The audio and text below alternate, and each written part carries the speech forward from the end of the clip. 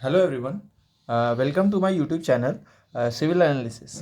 तो आज हम लोग मेथड ऑफ कंसिस्टेंट डिफॉर्मेशन से जो इस वीडियो के प्रीवियस वीडियो में जो क्वेश्चन थी उसी को डिफरेंट मेथड से सॉल्व करेंगे। Basically method of consistent deformation में हम जो रिडंडेंट सेलेक्ट करते हैं वो इस टाइप से होनी चाहिए कि अगर आप उसे हटा दो तो स्ट्रक्चर में से अगर उस रिडंडेंट को आप अगर हटा दो तो स्ट्रक्चर स्टेबल होनी चाहिए।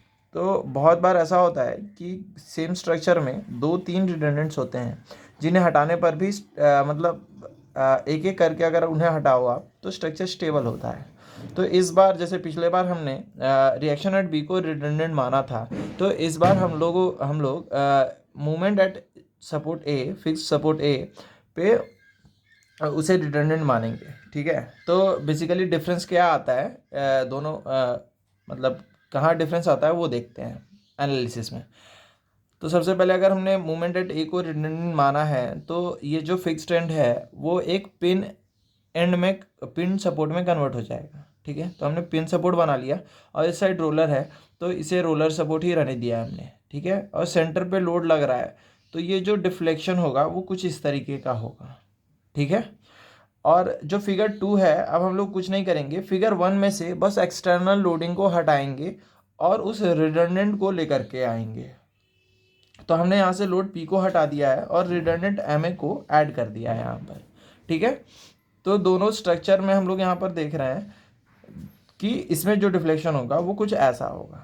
ठीक है, तो फिर से इस बार हम लोग क्या करने वाले हैं, इस बार हम लोग डिफ्लेक्शन पर नहीं, इस बार हम लोग जो एंगुलर डेविएशन है, यहाँ पर जो एंगुलर डिफ्लेक्शन है एक तरीके से हम लोग उस पर सॉल्व करेंगे क्वेश्चन को। तो सेम अगेन इस बार हम लोग मूवमेंट एरिया मेथड यूज़ करने वाले हैं। तो यहाँ पर अगर आप देखो इस केस में अगर हमें यहाँ पे ये फाई फाइंड करना है, जो फाई एंगल है उसे फाइंड करना है। ठीक है, तो इसे कैसे हम फाइंड कर सकते हैं, तो जैसे यहाँ पर देखो कि ये सिमेट्रिकल लोडिंग है और सिमेट्रिकल आपका दोनों तरफ वर्टिकल लोडिंग होने के वर्टिकल रिएक्शंस होने के कारण ये सिमेट्रिकल फिगर लोडिंग भी है और ये सिमेट्रिकल स्ट्रक्चर भी बन रहा है गिवन लोडिंग के लिए। तो यहाँ पर जो दोनों एंगुलर डेविएशन है वो दोनों सेम होंगे। ठीक है, तो यहाँ पे आप फाई कैसे फाइंड कर सकते हो, तो फाई का एक फॉर्मूला होता है कि अगर आपको दो पॉइंट्स के बीच में एंगुलर डिफ्लेक्शन का जो डिफरेंस अगर वो फाइंड करना है तो वो जो होता है वो दोनों फिगर के एम ओवर ई डायग्राम के बीच का एरिया होता है। मान के चलो अगर मुझे थीटा ए माइनस थीटा सी निकालना है तो मुझे इस ए टू सी का एम एरिया चाहिए होगा। ठीक है, वैसे ही थीटा ए माइनस थीटा बी अगर मुझे करना है तो मुझे ये एरिया चाहिए होगा। ठीक है, आप समझ गए हो बात को। तो अगर मान के चलो यहाँ पर जैसा कि आप जान रहे हो कि ये जो थीटा है ये ए पॉइंट पर बी पॉइंट पे भी सेम एंगल है, और यहाँ पर अगर मैं सी पे देखूँ तो थीटा की वैल्यू टेंजेंट अगर मैं यहाँ ड्रॉ करने की कोशिश करूँ तो जीरो एंगल आएगा। तो मैं ऐसा भी कर सकता हूँ थीटा सी माइनस थीटा ए। ठीक है, या थीटा ए माइनस थीटा सी। ठीक है, थीटा ए माइनस थीटा सी अगर मैं करूँ तो थीटा सी की तो वैल्यू जीरो है तो थीटा ए ही बचेगा, तो थीटा ए की वैल्यू यहाँ पे फाई है। ठीक है, तो फाई का जो वैल्यू होगा वो ए सी का जो एरिया होगा, ए सी यहाँ पे अगर मैं डी लिख दूँ इसे, ए सी डी जो ट्रायंगल है उसका एरिया होगा। ठीक है, तो यहाँ पे मुझे एरिया निकालना है तो मैंने क्या कर दिया, पूरे ट्रायंगल का हाफ एरिया निकाल दिया, half into L into P L by 4 EI। ठीक है, तो यहाँ पर मुझे फाई का value P L square by 16 EI मिल जाता है। सिमिलरली दूसरे फिगर में मुझे थीटा टू की वैल्यू चाहिए। अब देखो मैं इसमें बेसिकली करने क्या वाला हूँ, मैं फाइव प्लस थीटा टू को इक्वेट करूँगा ज़ीरो से, क्योंकि आप देख सकते हो ओरिजिनल फिगर में यहाँ पर जो डिफ्लेक्शन होता है, अगर इस फिगर में जो डिफ्लेक्शन एट ए होता है वो ज़ीरो होता है, क्योंकि आप जान रहे हो कि फिक्स्ड एंड पर एंगुलर डिफ्लेक्शन जो होता है वो ज़ीरो होता है। ठीक है, तो अगर मैंने इसे दो पार्ट्स में तोड़ा है, फिगर ए और फिगर बी, तो थीटा यहाँ पे फाई और थीटा टू जो होगा दोनों का सम जो होगा वो ज़ीरो होगा। फाई जो है वो एंटी क्लॉकवाइज डायरेक्शन, ये क्लॉकवाइज डायरेक्शन में, और थीटा टू जो है वो एंटी क्लॉकवाइज डायरेक्शन में। ठीक है, तो मैं यहाँ पर थीटा टू निकालने वाला हूँ। थीटा टू के लिए भी मैंने एम ओवर ई डायग्राम बना रखा है, लेकिन सिंस मुझे वो पॉइंट फाइंड करना पर जहाँ पर ये टेंजेंट का जो एंगल है वो ज़ीरो, वो लेंथ फाइंड करना मेरे लिए बहुत मुश्किल होगा अभी यहाँ पर शो करना।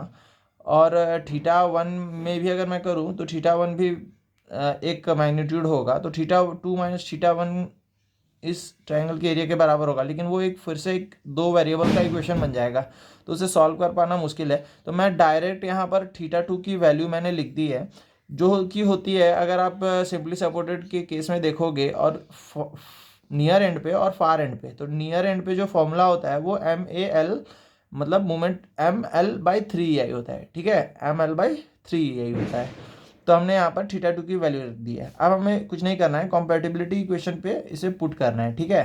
तो हम जैसे ही कॉम्पैटिबिलिटी इक्वेशन में पुट करते हैं इस वैल्यू को, तो यहाँ पे मुझे MA का वैल्यू मिल जाता है। MA का वैल्यू मुझे पता चल चुका है, मतलब इस फिगर में जो MA की वैल्यू है मुझे पता चल गई है, ठीक है। तो अब हम क्या करेंगे इसके बाद, MA की वैल्यू सिंस हमें पता चल चुकी है, यहाँ पर आप देख सकते हो MA की वैल्यू पता चल चुकी है। और हम लोग इनिशियली हमारे पास दो इक्वेशंस होते हैं, जो summation of forces in Y direction is equals to 0 and summation of movement at the fixed end 0। अब हम लोग उसका यूज़ करेंगे, तो RA plus RB is equals to P MA RB MA plus RBL minus PL/2 is equals to 0, ठीक है। इस equation में अगर हम MA की वैल्यू रखते हैं, इस वाले वैल्यू को रखते हैं यहाँ पर, तो यहाँ से हमें RB की वैल्यू 5P/16 मिलती है, ठीक है। और सिमिलरली जब 5P/16 को यहाँ रखते हैं इस इक्वेशन में, तो हमें RA की वैल्यू 11P/16 मिलती है। तो यहाँ पे हमें RB RA और MA की वैल्यूज़ जो है सारी नोन हो चुकी है, ठीक है। तो अब हमें एक बेंडिंग मोमेंट डायग्राम ड्रॉ करना है। तो फिर से अगेन इस केस में आप क्या कर सकते हो कि यहाँ पर दोनों बेंडिंग मोमेंट डायग्राम को ऐड कर सकते हो, ठीक है, लेकिन सेम साइड पर करके आपको ऐड करना होता है, क्योंकि जैसे ये निगेटिव है और ये पॉजिटिव मैंने डाउनवर्ड बना रखा है, अगर इसे आप ऊपर लेकर के आते हो तो पॉजिटिव ऊपर निगेटिव भी ऊपर, लेकिन अब इसमें क्या करना, आप जो कॉमन एरिया है उसे ज़ीरो कर देना, ठीक है। तो यहाँ पर मैंने सेम करने की कोशिश की है यहाँ पर,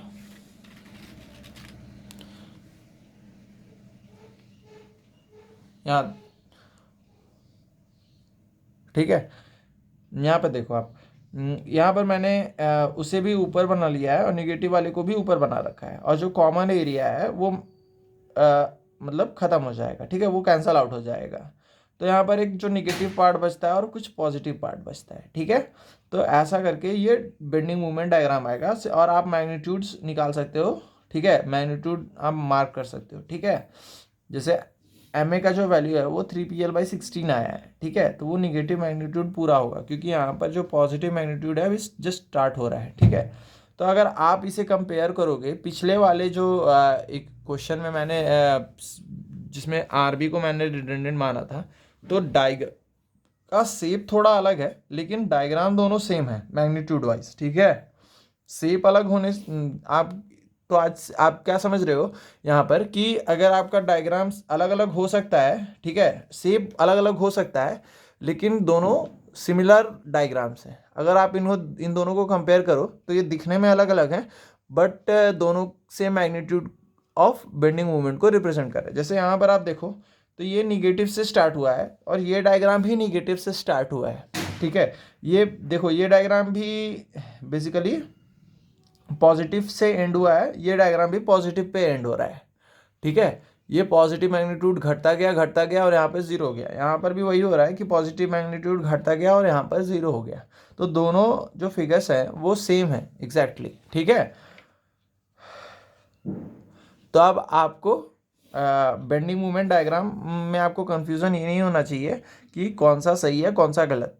तो आज आपको ये पता चलता है कि शियर फोर्स डायग्राम तो सेम होता है गिवन स्ट्रक्चर के लिए, लेकिन बेंडिंग मूवमेंट डायग्राम अलग अलग हो सकते हैं, शेप अलग अलग हो सकते हैं, मैग्नीट्यूड नहीं, ठीक है। तो आज की वीडियो को हम लोग यहीं कंक्लूड करते हैं, मिलते हैं आपसे नेक्स्ट वीडियो में।